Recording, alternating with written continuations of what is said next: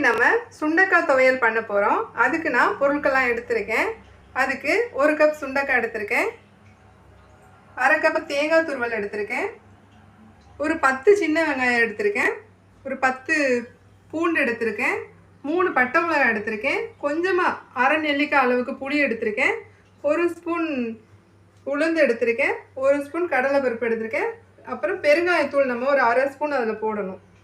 லேசாக இடித்து எடுத்துக்குங்க. சுண்டைக்காயை முழுசாக போட்டோம்னா அது ஒழுங்காக வேகாது, அதனால தான் இடிச்சுக்கிறோம். ரொம்ப அதிகமாக இடிக்காதீங்க, லேசாக இடித்தா போதும். கடாய் காஞ்சிருச்சுங்க. இப்போ எண்ணெய் ஊற்றிக்குவோம். கொஞ்சமாக எண்ணெய் ஊற்றிக்குங்க சுண்டைக்காய் வதக்கிற லெவலுக்கு. எண்ணெய் காஞ்சிருச்சு. இப்போ சுண்டைக்காய் போட்டு வதக்கிக்கலாம்.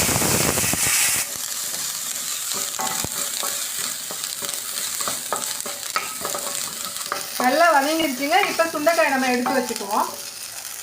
அதே கடாயில் எண்ணெய் கொஞ்சம் ஊற்றிக்குங்க. கடாய் கழுவ வேணாம்.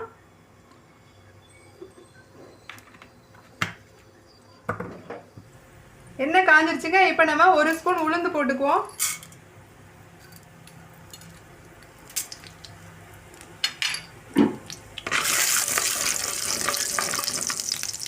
ஒரு ஸ்பூன் கடலைப்பருப்பு போட்டுக்குவோம்.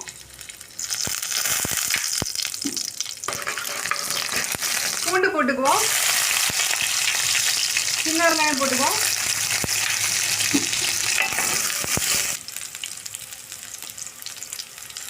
மிளகா போட்டுக்கலாம். புளி போட்டுக்குங்க.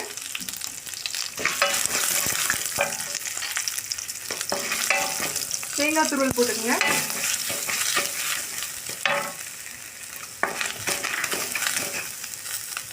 சுண்டைக்காய் வதக்கி வச்சுருந்தோம்னா அதையும் போட்டுருங்க.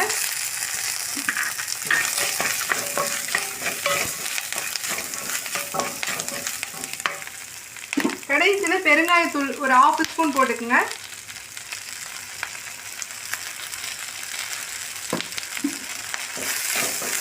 கடைசியில் உங்களுக்கு எவ்வளோ உப்பு தேவையோ உப்பு போட்டுக்குங்க.